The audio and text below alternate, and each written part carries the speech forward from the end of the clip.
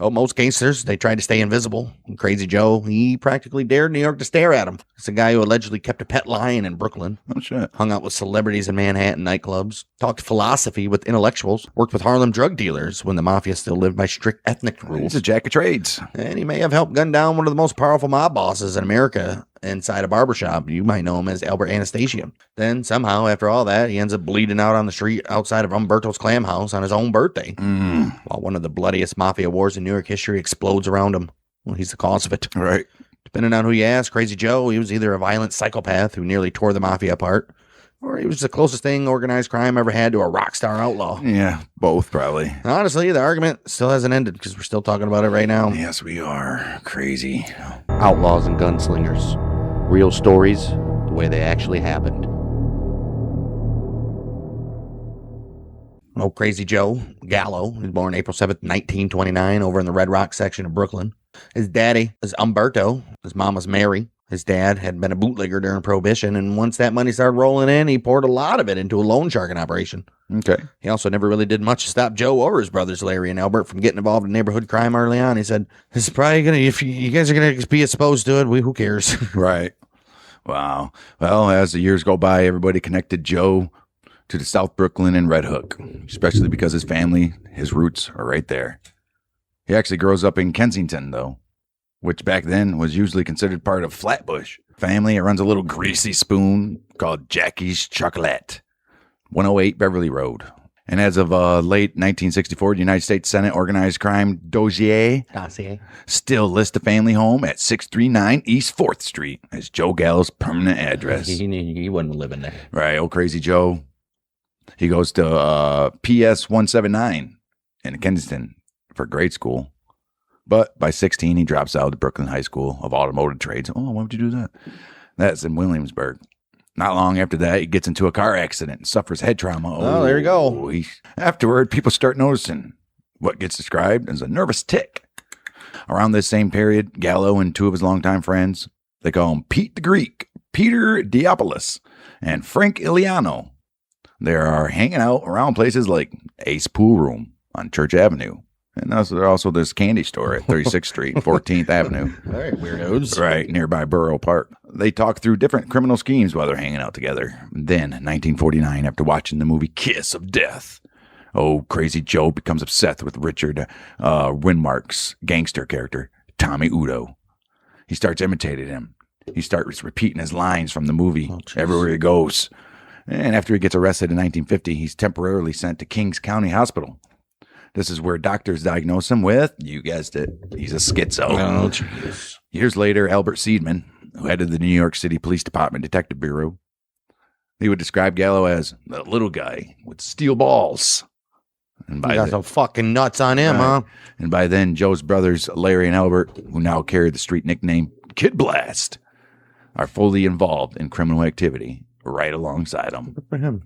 Well, he gets to start working as an enforcer and hitman for Joe Profaci and what is still called the Profaci crime family at the time, Profaci Profaci. Whatever you want to say it. Along with helping run his father's loan sharking business and managing Larry Gallo's vending machine and jukebox rackets.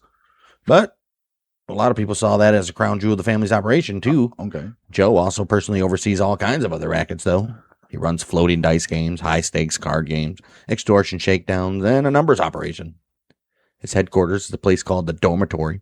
It's a 3-story brick tenement at 51 President Street, what we consider Carroll Gardens in Brooklyn nowadays. Oh. The building had previously been used for the Gallo family vending machine business. According to longtime stories around the neighborhood, Joe even kept a pet lion named Cleo down in the basement. Nice. Yeah.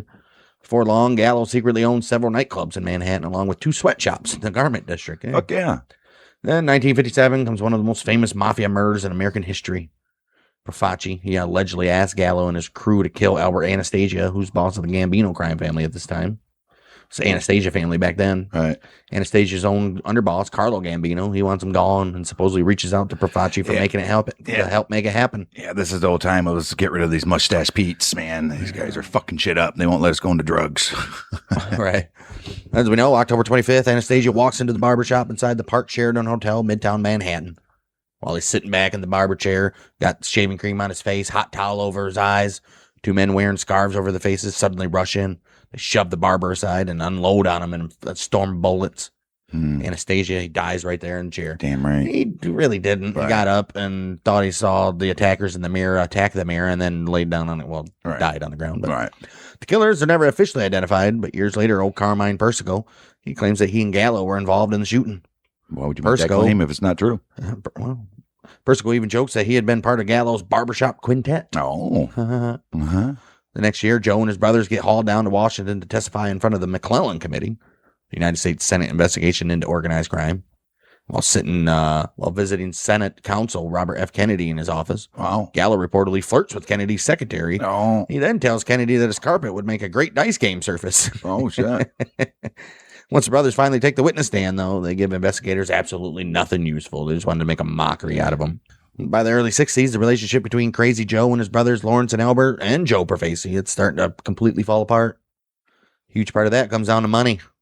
The Gallos, they believe they're doing a massive amount of the dirty work for the family through collections, extortion, loan sharking, and street enforcement. They think old Perfaci's taking far too big of a cut. All right. Perfaci has a reputation for demanding heavy kickbacks from his own people. The Gallos, they see these taxes as flat-out robbery. Right. To them, it feels like they're risking their necks while old Perfaci keeps scooping up most of the money and getting away scot-free. Right. He was a little greedy. Yeah, I mean, well, things get worse because old Crazy Joe, he believes he never even got properly rewarded for his alleged role in 1957 murder of Anastasia. I never got my alleged payout. Oh, Joe, he apparently expected promotions, bigger influence, or even direct payments after Anastasia was moited. And none of that happens. And this resentment keeps on building inside of Joe. Then, 27th of February, 1961, Crazy Joe, Lawrence, and Albert Gallo, they make a move that shocks the mafia world. They organize a kidnapping of 4 major members of the Perfaci family during the escalating fight over leadership. The men grabbed underboss Joseph Magliocco, Frank Perfaci, and who is Joe's brother, Joe Perfaci's brother, along with Capo Salvatore Perfaci and John Robalato. Well, these 4 men being kidnapped, it's carefully coordinated and aimed directly at the family leadership to force negotiations. But we got all your top guys, bud. But guess what? Oh, Joe Perfaci, he don't deal with terrorists. He don't negotiate with terrorists. We'll just invite him to Camp David. Right. The Gallos keep the hostages hidden for several weeks. They use them as bargaining chips while trying to pressure the family into changing the financial setup inside the organization. It's like, we're just looking for a little change. Yes, we can. During the standoff, old Joe, he reportedly pushes the idea of killing one of the hostages just to show that they're serious. And then they're going to demand a $100,000 ransom. But as brother Lawrence says, hey, that's a stupid idea. You're marking our death. Hey, little bro. You're already marking our death, basically, but now you're even more. Well, eventually, after pressure from other mafia figures, finally, and behind-the-scenes negotiations, the hostages, they're released.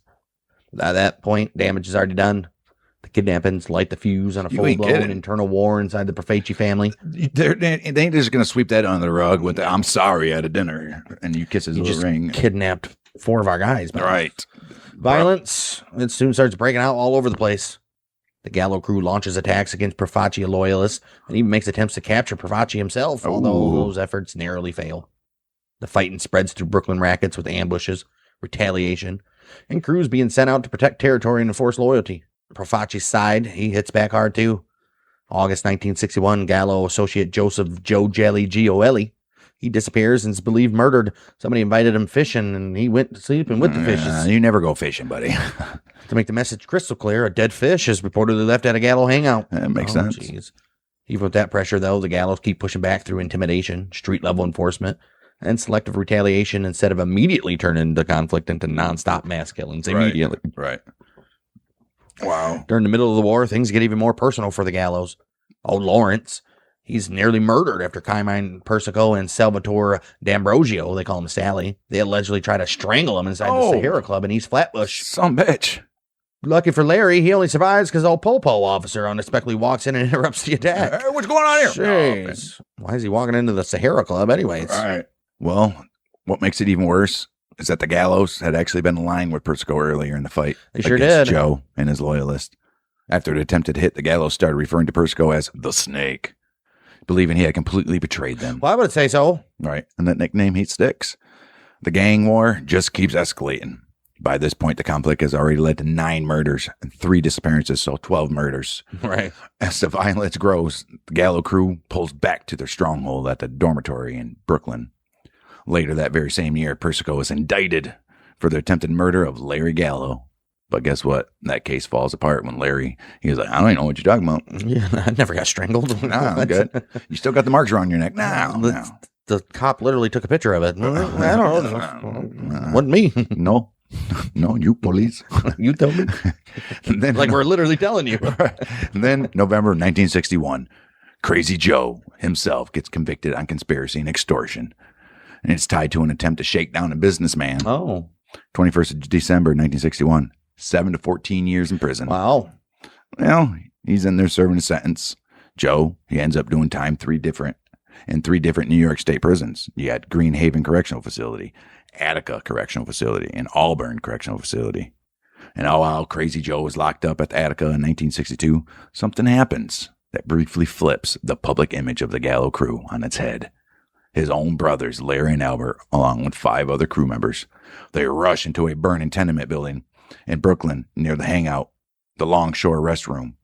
And they pull 6 children and their mother out of the fire. Oh. And for a very short time, the press actually treats the Gallos like heroes. These guys aren't murderers at all. Later at Greenhaven, Gallo becomes friends with African-American drug trafficker Leroy Barnes. No way. We know him as Nicky Barnes. Yep.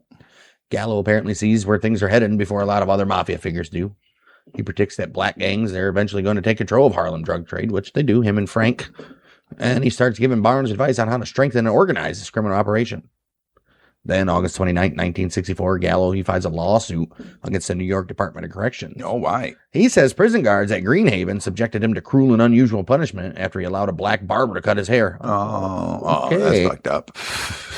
Prison officials push back hard, with the prison commissioner describing Gallo as a belligerent inmate and an agitator. Right. Like, this black barber cut my... That might have worked out in, like, Alabama or something. Yeah, he's like the black guy. He's like, you cut my hair, tried to put some cornrows. Right. This is cruel and unusual. Right. Like I said, he might have got away with it down in, like, Alabama or Louisiana or something on this time. Right. 64. Not New York, though. No.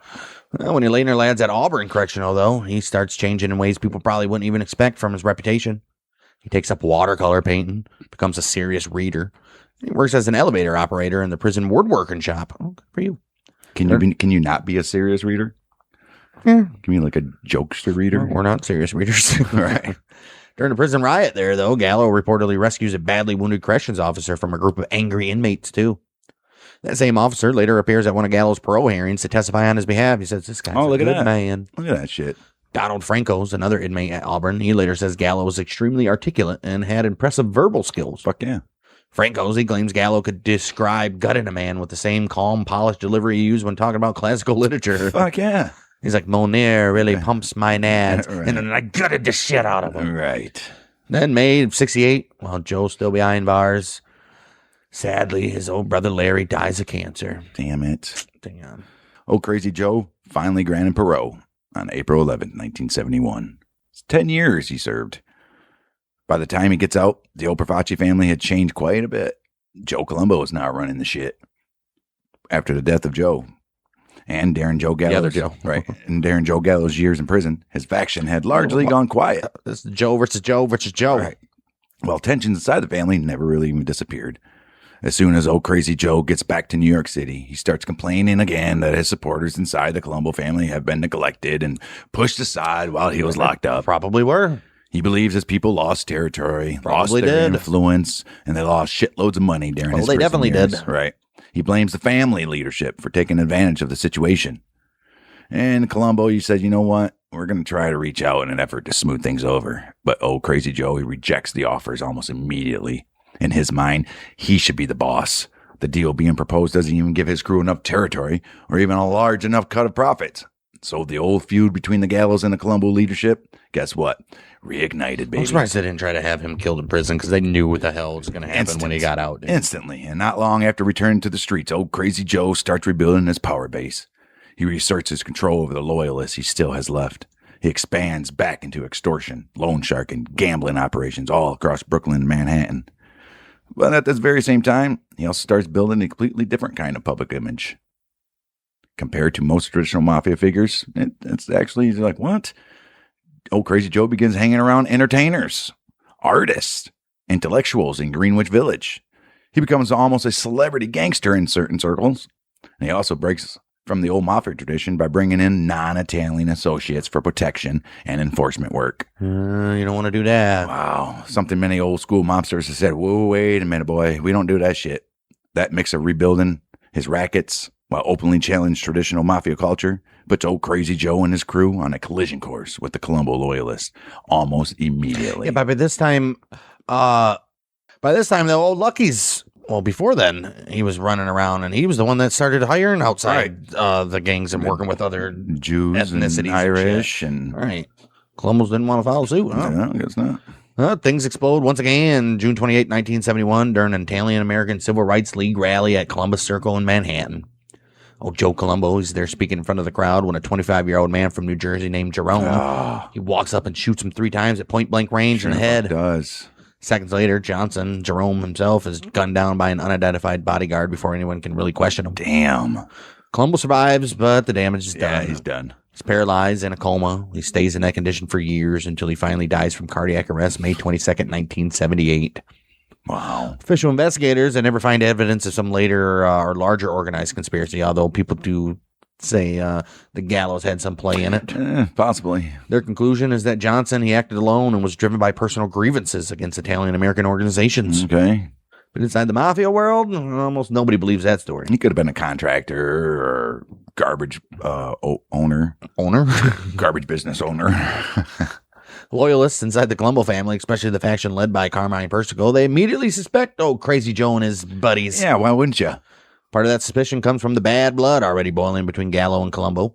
But another reason is Gallo's reputation for working with non-mafia gunmen, something that was still pretty unusual at the time. So it's pretty conceivable to me that he would have hired a black guy to do it. Right. Gallo denies, obviously, anything to do with the shooting, and investigators never charge him, obviously. What are you going to do? Don't really matter, though, once word starts spreading to the underworld that the Gallows may have been behind it. The accusations help ignite what becomes the Second Colombo War. Yeah, it's just nonstop. Even more brutal than the first. It runs from 71 into 75. One side's got the Gallows and his independent crew. The other is the Persico faction controlling the Colombo loyalists. Damn right. Wow. After that, the war turns into a cycle of ambushes, hijackings, revenge hits, and street-level warfare all across New York. Crazy Joe's crew starts pulling robberies to help finance a conflict, while the Colombo loyalists, they retaliate against anyone suspected of siding with the Gallows, or even close to be drifting away from the family leadership. 10 people gone, murdered, directly connected to the feud. Although the exact details of who ordered that remain murky because of the mafia's code of silence. Omerta. Yeah, and the limited number of informants from that period. They didn't have no informants. Not yet. Not until the 80s when drugs really got a hold of everybody. Drugs really got a hold of me. I don't really want to let him go. 7th April, 1972, 4:30 a.m. Crazy Joe walks into Umberto's clam house in Little Italy. He's celebrating his 43rd birthday. It'll be his last. With him are his sister, Carmela, his wife, Sina, Sina's daughter, Lisa, his bodyguard, Peter Diapolis, and Diapolis' girlfriend, unnamed, I guess. Earlier that night, the group had been over at the Copacabana. The Copacabana, man. That's the club that Henry goes to with his chick. Crazy Joe, they're over there, and his wife and his sister and his bodyguard and his bodyguard's wife, they're hanging out with actors Jerry Orbach and Orbach's wife, Marta. Or Marcia. Marta. Watching performances from comedian Don Rickles. And singer Pete Lemongello. He loved the mafia. After the show, Gallo invites Rickles and Lemongello to come meet him and eat with them at Umberto's. But both men, they're like, nah, we got things to do. And that decision may have saved their lives. Probably did. Once inside that restaurant, Joe Gallo and his group, they take 2 tables. Joe and Pete, the Greek, sitting facing the wall. Oh, you never sit facing the wall. At the same time, Colombo associate Joseph Luparelli, he later claims he had been sitting at the bar without Gallo even realizing he was even there, which is kind of odd because you always case a fucking joint out. According to Luparelli, the moment he spotted Gallo, he quietly left Umberto's and walked about 2 blocks to a Colombo hangout. And you wouldn't fucking believe who just walked Guess in over who's to just Umberto's. fucking down there?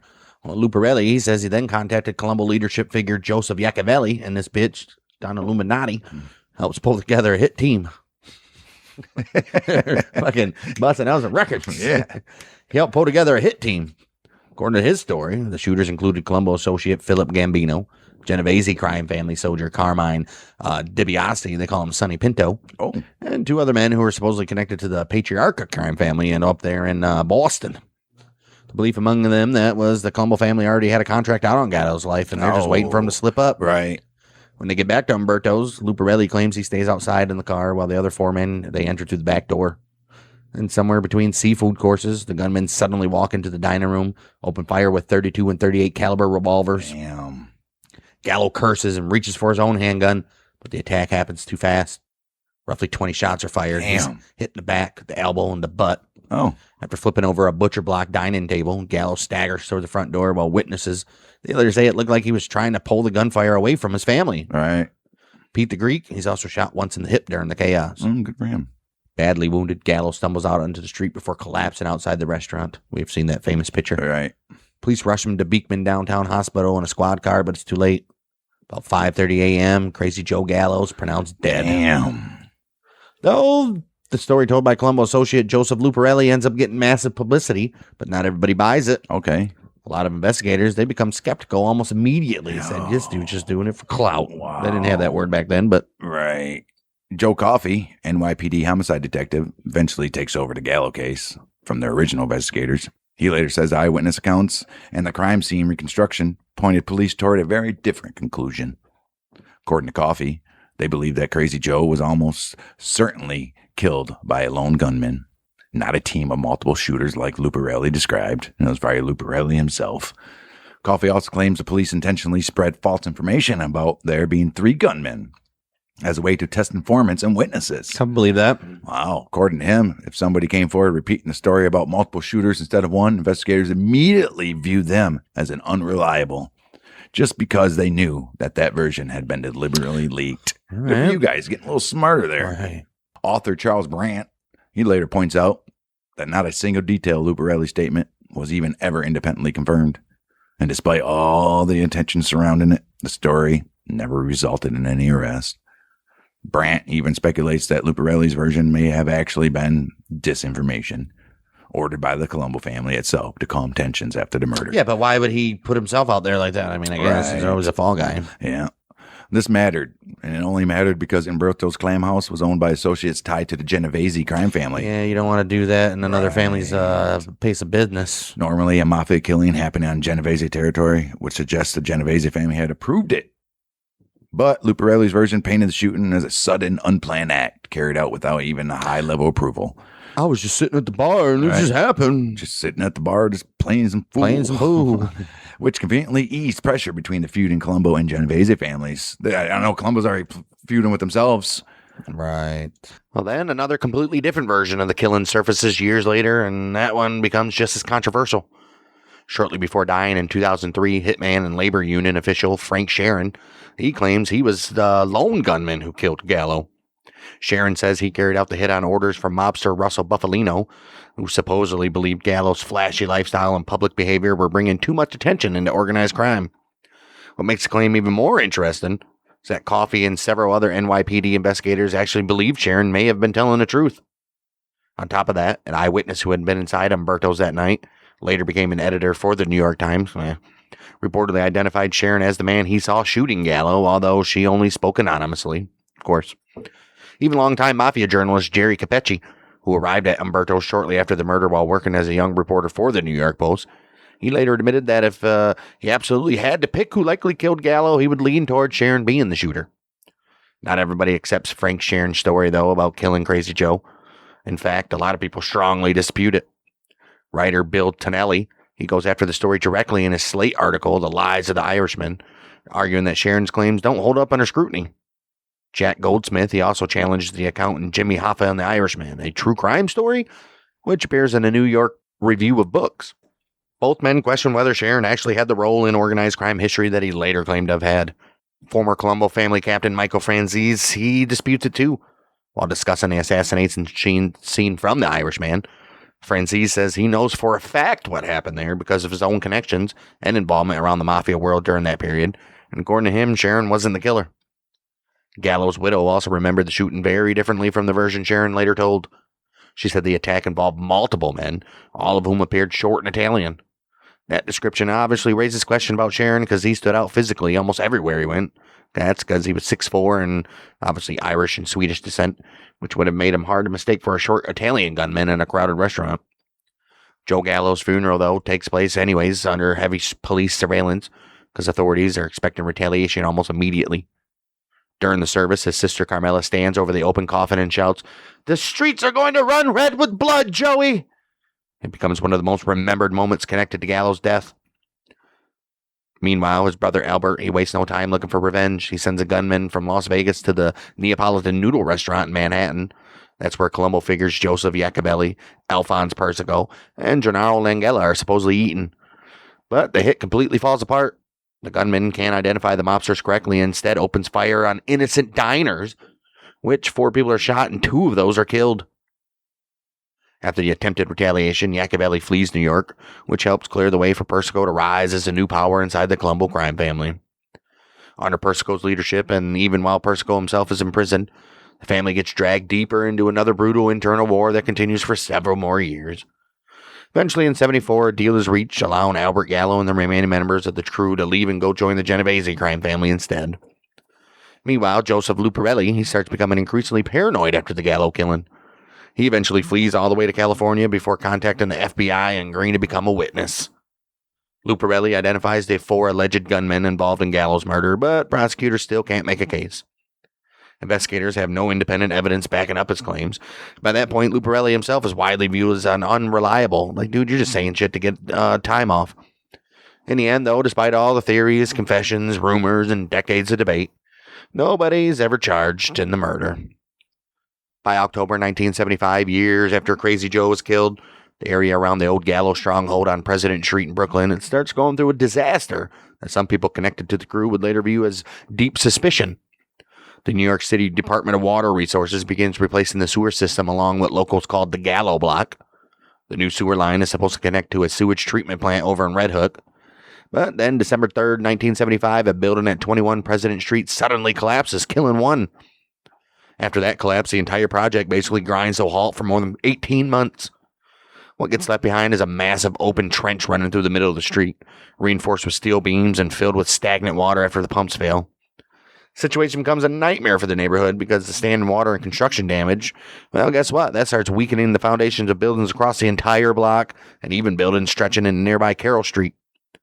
The area was apparently already dealing with structural problems tied to earlier construction, especially the building of the Brooklyn Battery Tunnel and the lowered section of the Brooklyn-Queens Expressway along Hick Street. Sewer disaster just makes everything worse. Former Gallo crew member Frank DiMatteo, he later claims he believed lawyers and corrupt politicians intentionally let the whole neighborhood rot in order to drive out the remaining Gallo associates. According to him, officials basically decided to turn the block into what he described as a stinking shithole until nobody could even stand living there anymore. By then, nearby Carroll Gardens and Cobble Hill, they were already beginning to gentrify, and there's your sign, making the area much more valuable. DiMatteo also insists that only 4 buildings on the block were actually owned by members of the Gallo crew anyways. According to him, most of the buildings belonged to ordinary families who had owned them for generations. But he believed authorities simply did not care as long as they achieved their goal of wiping out the old Gallo presence in the neighborhood. Sad. In the years that followed, as many as 33 buildings on the block were condemned and eventually replaced with new housing. Today, not one of the original Gallo-era buildings are still standing. Inside the Mafia world, Crazy Joe, he was seen by a lot of people as completely unpredictable. Guys in organized crime often described him as a renegade or a mad dog because he constantly broke the rules that old-school mobsters they took serious. He refused to quietly fall in line, fought leadership openly, resisted paying tribute the way bosses expected, and he surrounded himself with non-Italian black associates he had met through prison connections. On top of that, he operated heavily in minority neighborhoods, openly ignored a lot of the Mafia's old ethnic boundaries and low-profile traditions. That reputation created enemies everywhere and helped fuel those 2 violent internal wars that by 1972 had already left at least 10 people dead. Traditional mobsters especially hated the attention Gallo brought onto himself. They never forgot him showing up before the 1958 Senate Rackets Committee and pleading the fifth over and over in front of the cameras. Then after getting out on parole in 1971, instead of laying low, guess what he does? He starts hanging around celebrities, artists, writers, and nightclub figures all over Greenwich Village. To many mafia bosses, he looked less like a disciplined earner and more like a dangerous loose cannon who loved publicity far too much. Outside the mafia, though, people often saw him completely different. During his years in prison, Gallo had gone through what many described as an intellectual awakening. He read philosophy and literature constantly, took up painting, and started presenting himself almost like a poet or a writer once he got back out. In certain Manhattan social circles, people became fascinated by him because he could jump from talking about violence and organized crime right into discussing books, art, and philosophy without missing a beat. Old Bob Dylan, the most overrated singer-songwriter in history, maybe not songwriter, but singer for sure, he reportedly viewed Gallo less as a gangster and more as a kind of a anti-establishment figure. He even called him a hero at one point. Ooh. Writer Gay Talese, he grouped him in with the New York's beautiful people, while Susan Sontag later said she regretted never getting the chance to sit down and really talk with him before he died. His wife, Senna, also insisted that people underestimated how intelligent he actually was. According to her, people became mesmerized around him. The strange mix of violent mafia enforcer and cultured social figure helped turn him into something almost larger than life in New York during the early 70s. The dual image is a huge reason people still even argue about him decades later. Some believe the intellectual side was genuine and pointing to his prison reading, his friendships across racial lines, and his appearances in high society circles as proof he had changed, at least in some ways. Others, they thought the whole thing was just a mask covering a violent psychopath who still lived through intimidation and organized crime. Both can be true. Either way, the feuds surrounding his personality never really stopped. The grudges, the betrayals, the resentment tied directly into the violence that eventually ended with his assassination at that clam house on his 43rd birthday. And when his sister stood over his coffin, screaming, "The streets are gonna run red with blood, Joey," it captured exactly how people around him expected the psycho retaliation to continue. A lot of the mainstream stories about Gallo came from law enforcement sources or rival mob figures. Many of those accounts paint him as uniquely unstable or dangerous. But plenty of details around his life, his murders, his wars, and even his death, they remain disputed. Which is part of why Crazy Joe still feels more like a mythological New York underworld figure than just another mafia capo. Crazy Joe, he fascinated people because they never fit the image of a normal mafia man. Most mob figures from that era tried to stay quiet, avoid publicity, and acted predictable. Gallo, he did exactly the opposite. He had a reputation for being violent and dangerous, but at the same time, like we said, he read, was intellectual, hung out with social circles that were popular around New York. After his death, Gallo's story only became more romanticized. Bob Dylan even records the song Joey about him, helping cement the image of Crazy Joe Gallo as kind of an outlaw anti-hero in American pop culture. But even with all the mythology, there was always another side to him. Critics argued that a lot of the stories turn a violent mob enforcer into something more glamorous than in reality. Behind the celebrity image and the intellectual reputation was still a man deeply involved in extortion, internal mafia wars, and violent conflicts that left numerous people dead. In the end, though, old Crazy Joe Gallo left behind one of the strangest legacies the mafia ever produced. Part street gangster, part celebrity, part rebel, part myth. Even decades after his death outside Umberto's Clam House, people, they're still arguing over who he really was. Maybe that's the reason Crazy Joe never faded away like so many other mobsters. Most mafia figures, they tried to disappear into the shadows. Old Gallo, guess what? He made sure nobody could look away. That's going to wrap up old Joe Gallo, Crazy Joe Gallo as he was. Instrumental in the first two Colombo Wars that obviously we're still talking about today. And that'll wrap up for us next week. Outlaws and Gunslingers.